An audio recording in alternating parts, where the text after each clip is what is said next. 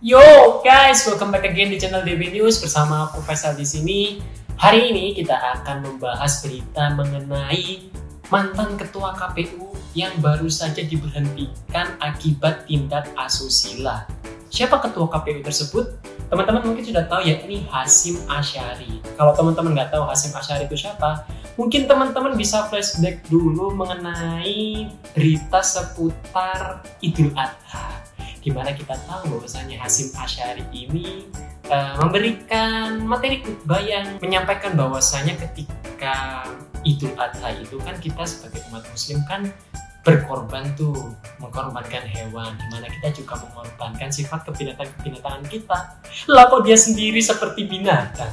Iya, mungkin kalau teman-teman lupa ini ada cuplikannya ya. Yang dikorbankan adalah binatang. Ini mengandung setidaknya dua makna. Yang pertama, sifat-sifat kebinatangan yang terdapat dalam jiwa manusia harus dikorbankan dan disembelih. Dan yang kedua, jiwa dan perbuatan seseorang harus dilandasi dengan tauhid, iman dan takwa. Nah gimana tuh teman-teman sekalian? Kok bisa orang yang tadinya berkhotbah terlihat islami sekali ya kan, dakwah ke masyarakat, tapi nggak lama kemudian sifat kebinatangannya muncul? Kan aneh ya teman-teman ya. Oke. Jadi sedikit pengantar teman-teman, ini tuh sebenarnya kasusnya sendiri itu udah berlangsung lama, udah berlangsung semenjak pemilu presiden kemarin. Jadi mulai dari tahun kemarin sampai sekarang itu baru terbongkar. Sungguh mencengangkan sekali ya kan, bagaimana nih rasanya korban ini ya kan, yang udah menahan-nahan psikologisnya pasti sudah up and down ya kan, sangat-sangat kasihan sekali. Oke, langsung saja kita masuk ke berita yang pertama. Pemberhentian tetap. Oke, ini adalah kepada teradu cuplikan mengenai Hasyim Asyari kasusnya yang sedang terjadi ini ya guys ya. Jadi udah sampai disidangkan. Menyampaikan dan mengucapkan alhamdulillah. Ini orangnya nih, Hasyim Asyari ini. Cindra, anggota panitia pemilihan luar negeri atau PPLN wilayah Belanda, pelapor tindak asusila yang diduga dilakukan ketua KPU Hasyim Asyari, akhirnya buka suara pada Rabu. Didampingi tim kuasa hukum, Cindra sebelumnya menghadiri sidang pelanggaran kode etik penyelenggaraan pemilu dengan terlapor ketua KPU Hasyim Asyari. Tetapi pihak terlapor tidak hadir dan hanya mengikuti sidang secara daring. Usai sidang kepada awak media, Cindra mengaku tidak mudah bagi dirinya untuk tampil ke hadapan publik. Hal ini sangatlah tidak mudah untuk saya. Dari awal sampai sekarang ini, saya mengalami ups and down yang cukup besar, yang dimana saya terkadang juga bingung. Di sini saya datang dari Belanda untuk menghadiri langsung persidangan ini karena saya sendiri ingin mengikuti, melihat bagaimana keadilan di Indonesia ditegakkan.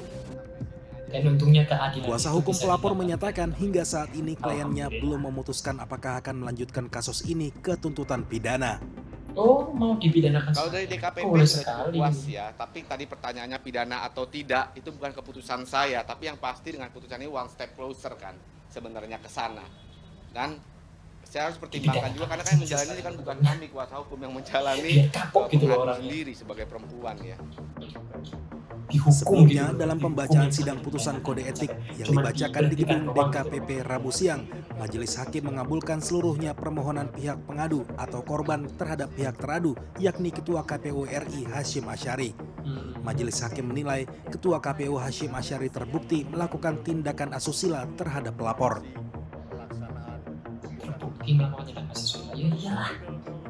Menurut DKPP, Hasyim Asyari memanfaatkan relasi kuasa dirinya sebagai atasan untuk melakukan perbuatan tak senonoh terhadap pelapor sebagai pihak bawahan. Sederet bukti dari pihak pelapor diajukan dalam sidang, mulai dari bukti percakapan di aplikasi WhatsApp, video, surat pernyataan bermaterai, sampai fasilitas hotel dan kendaraan. DKPP pun memutuskan untuk memberhentikan secara tetap Hasyim Asyari sebagai Ketua KPU dan Komisioner KPU. Menjatuhkan sanksi pemberhentian tetap kepada teradu Hasyim Asyari selaku Ketua merangkap anggota Komisi Pemilihan Umum terhitung sejak putusan ini dibacakan. Sementara usai putusan sidang DKPP, Hasyim Asyari menggelar konferensi pers. Hasyim mengucapkan alhamdulillah dan terima kasih kepada DKPP karena telah membebaskan dirinya dari tugas berat sebagai anggota KPU dalam menyelenggarakan pemilu. Namun Hasyim Asyari tidak menyampaikan permohonan maaf atau mengakui kesalahan yang telah ia perbuat dan terbukti dalam persidangan di DKPP. Tidak terhormat. Pada hari ini, hari Rabu, tanggal 3 Juli tahun 2024, sebagaimana yang sama-sama teman-teman jurnalis ketahui bahwa DKPP telah membacakan putusan perkara di mana saya jadi teradu. Dan sebagaimana diketahui, substansi dari putusan tersebut teman-teman sudah mengikuti semua. Pada kesempatan ini saya ingin menyampaikan dan mengucapkan alhamdulillah dan saya mengucapkan terima kasih kepada DKPP yang telah membebaskan saya dari tugas-tugas berat sebagai anggota KPU menyelenggarakan pemilu. Emang kita nggak perlu. DKPP meminta Presiden Jokowi untuk segera menindaklanjuti putusan sidang kode etik serta meminta Bawaslu untuk mengawasi pelaksanaan putusan sidang ini. Tim Liputan CNN Indonesia. Nah, itu dia teman-teman berita kita yang pertama ya kan. Di berita yang pertama ini kita tahu bahwasanya akhirnya si pelapor ini ya kan, dia akhirnya buka suara untuk bisa memberitahukan ke dunia bahwasanya ada tindak asusila yang dilakukan oleh ketua KPU ini. Dan saya turut suka dan turut bersyukur juga bahwasanya kasus ini bisa akhirnya terselesaikan. Nantinya mau dibawa ke ranah pidana, saya sangat mendukung sekali ya kan. Saya sangat mendukung sekali kalau misalnya ini itu akan dibawa ke ranah pidana, biar orang-orang seperti bapak-bapak ini itu kapok gitu, tidak melakukan tindak asusila, bahkan untuk di tingkat sektor institusi pemerintahan gitu loh ya kan. Atau mungkin ini jangan-jangan hanya salah satu kasus di beberapa sektor institusi yang lain.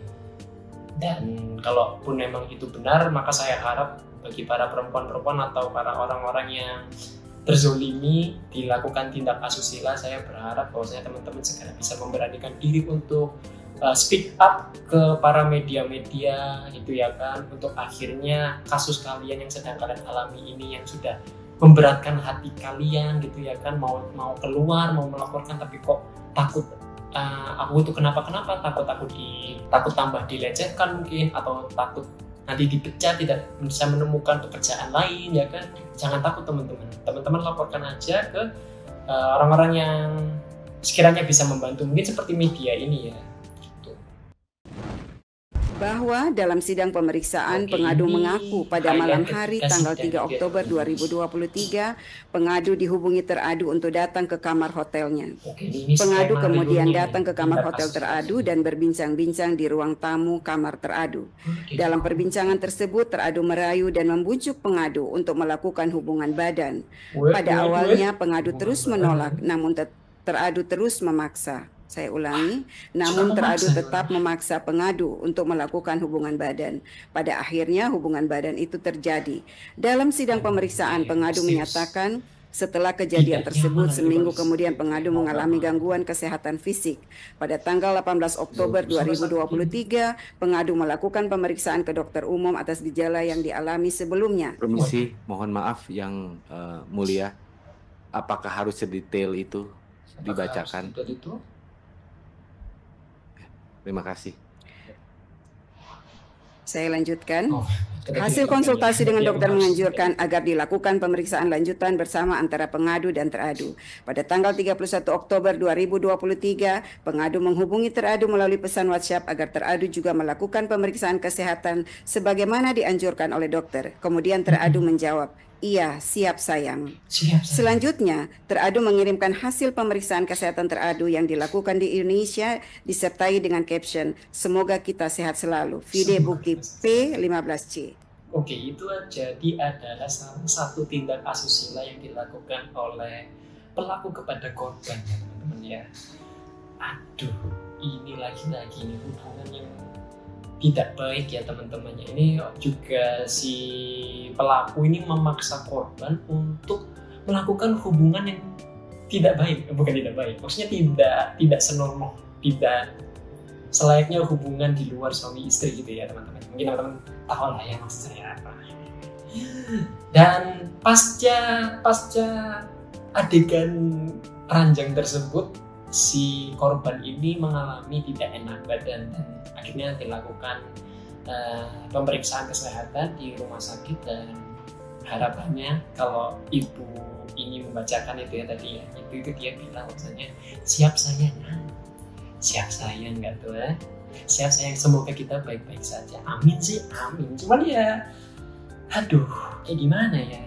Tapi ini kalau mungkin teman-teman mau memberikan opini teman-teman atau memberikan pembelaan teman-teman, kok kakaknya tidak menolak sih, kok kakaknya tidak berani untuk melawan sih. Mungkin teman-teman tidak pernah ada di kondisi seperti itu. Teman-teman mungkin juga sudah tahu bahwasanya banyak sekali berita-berita di luar sana terkait pemerkosaan atau tindak-tindak asusila seperti ini. Itu korban itu akan selalu merasa tertindas atau lebih kecil dari si pelaku itu sendiri. Dan itu sudah banyak bukti psikologis yang mungkin teman-teman bisa cari di internet, itu bahwasanya emang kalau ada di situasi tersebut itu segala sesuatunya itu akan semakin buram atau semakin runyam. Pikiran kita itu jadi semakin kemana-mana, tindakan kita itu jadi semakin kemana-mana, sehingga akhirnya itu kita merasa tertindas, kita itu merasa kecil di hadapan si pelaku ini. Jadi ya reaksi normal kita akan memproses bahwasanya ya kita secara tidak langsung jadinya itu pasrah. Tapi teman-teman sekalian, karena kalian mungkin sudah tahu fakta ini, kalau bisa hal-hal seperti itu dilawan ya teman-teman ya. Hal seperti mental kalian itu jatuh ketika proses atau ketika kalian itu dilakukan tindak asusila, ketika kalian sadar kalian sedang jatuh, maka kalian itu kalau bisa itu mencoba untuk memberanikan diri atau apa ya, kayak menyadarkan diri gitu loh teman-teman, kayak oh sadar-sadar aku ini sedang di apa-apain nih, aku harus melawan gitu. Yang penting itu melawan terlebih dahulu kalau emang teman-teman tidak mau menjadi korban gitu ya kan. Jadi yes, emang saya tahu bahwasanya itu berat, tapi saya berharap teman-teman kalau ada yang ditindak asusila seperti ini bisa segera sadar dan segera melawan. Itu harapan saya. Kita lanjut ke konten selanjutnya. Dewan Kehormatan Penyelenggara Pemilu atau DKPP menyatakan tindakan asusila yang dilakukan Hasyim Asyari berkaitan dengan perubahan PKPU tentang tata kerja tahun 2022. Anggota DKPP C. Kristiadi menjelaskan bahwa PKPU nomor 5 tahun 2022 tentang tata kerja KPU mengubah ketentuan pasal 90 ayat 4 peraturan KPU nomor 4 tahun 2021. Sebelumnya dalam pasal 90 ayat 4 melarang pernikahan siri dan tinggal bersama tanpa ikatan perkawinan yang sah dengan sesama penyelenggara pemilu selama masa jabatan. Namun setelah itu diubah menjadi hanya larangan berada dalam ikatan perkawinan dengan penyelenggara pemilu.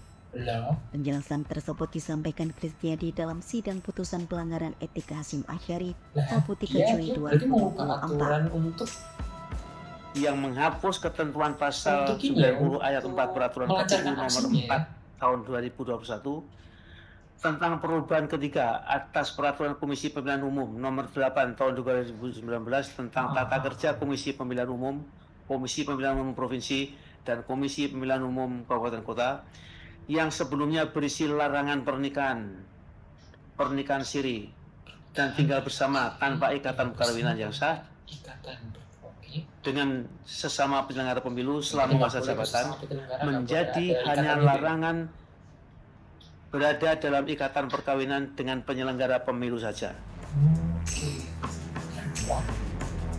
Dengan aturan baru tersebut, Hasyim yang sejak awal bertemu korban Hasyim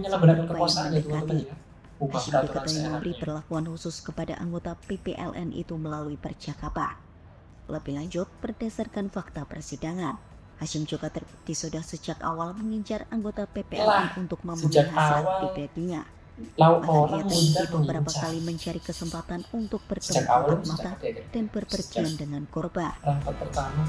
Teradu berupaya menjalin hubungan pekerjaan, namun di sisi lainnya menyusupkan kepentingan pribadinya untuk memenuhi hasrat pribadi yang bersifat seksual. Nggak boleh ya teman-teman ya. Sebelumnya DKPP menjatuhkan sanksi pemberhentian tetap terhadap Hashim karena melanggar kode etik penyelenggara pemilu. Sanksi itu diberikan karena Hashim dianggap terbukti melakukan tindakan asusila terhadap anggota PPLN Den Haag Belanda. Menanggapi putusan itu, Hashim mengaku bersyukur karena diberikan sanksi pemberhentian oleh DKPP. Hashim menyampaikan terima kasih atas putusan sanksi yang membuatnya terbebas dari beban berat sebagai anggota KPU.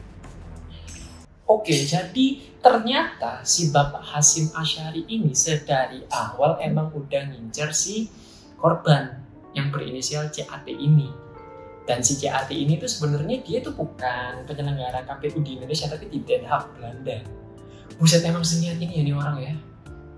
Ngubah peraturan yang dimana tadinya hal-hal seperti ikatan pernikahan itu nggak boleh tuh ada di sama penyelenggara. Tapi dia ubah bahwasanya ya selama tidak terikat jadi suami istri itu masih boleh. Hal apa masih aja gitu. Dan sebenarnya faktanya juga nih orang nih Pak Hashim Asyari ini udah nikah loh teman-teman. Jadi kayak semakin why. Pesanku buat teman-teman ya mungkin ya kalau kalian itu punya jabatan atau punya apa, kalau emang mau mendekati seseorang itu ya yang wajar-wajar aja gitu. Jangan sampai kayak aku nih CEO nih punya pegawai yang pengen aku incer. Gimana caranya aku bisa satu ruangan sama dia? Ya yang normal-normal aja lah, jangan sampai kelihatan seperti ini gitu. Mungkin di eranya Bapak hal-hal seperti itu masih wajar, tapi ya come on Pak, it's 2024 gitu loh Pak. Dewan Kehormatan Penyelenggara Pemilu atau DKPP mengungkap fakta baru soal kasus asusila Ketua KPU RI Hashim Asyari. Dalam sidang pembacaan putusan dugaan pelanggaran kode etik Hashim yang digelar pada Rabu 3 Juli 2024, Hashim disebut terbukti menyalahgunakan jabatan, wewenang, dan fasilitas negara untuk kepentingan pribadi dalam kasusnya. Menurut anggota DKPP Ratna Dewi Petalolo, Hashim terbukti menggunakan kendaraan dinasnya untuk mengantar dan menjemput korban di luar tugas kedinasan. Selain itu, Hashim juga terbukti kerap membelikan tiket pesawat untuk korban berangkat ke Belanda ataupun kembali ke Indonesia.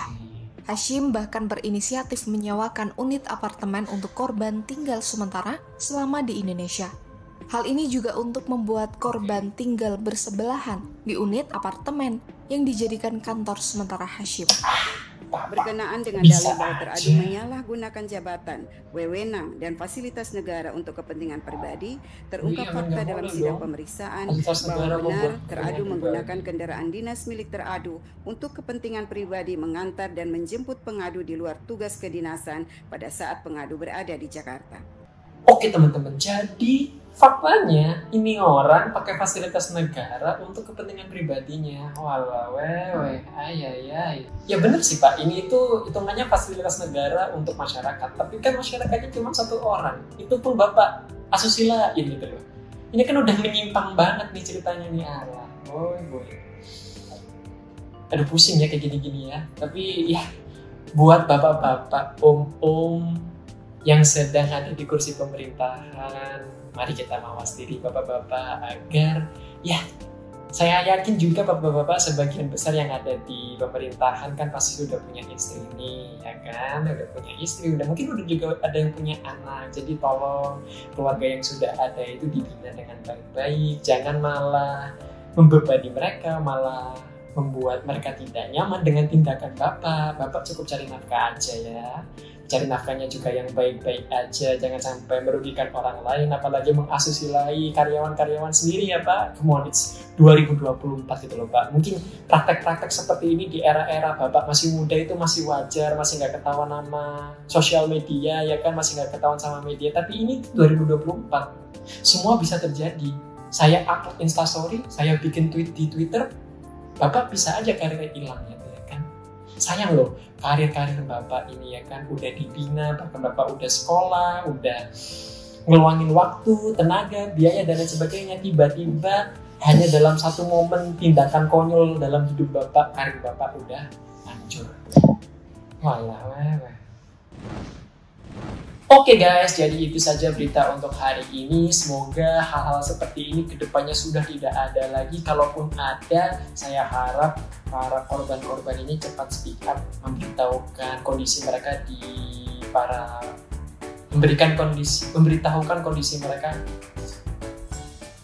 memberitahukan kondisi mereka kepada para media-media ini agar kalian-kalian yang sedang mengalami tindak asusila ini bisa terselesaikan. Harapannya seperti itu ya. Dan mungkin hal-hal seperti ini juga bisa dicegah dari orang terdekat sendiri ya teman-teman. Jadi pesan saya bagi teman-teman yang tahu nih bahwasanya ada teman kalian yang temanku direcehkan nih sama atasnya, itu teman-teman bantu sebisa teman-teman mungkin ya, agar hal-hal seperti ini udah gak kejadian gitu loh kan. Menuju Indonesia emas kan harusnya tindakannya tidak seperti ini. Oke, jangan lupa teman-teman untuk kasih komen, like, share, dan subscribe ke channel DB News agar berita-berita seperti ini bisa kami sampaikan kepada teman-teman sekalian. Oke, see you guys on the next video guys, bye-bye.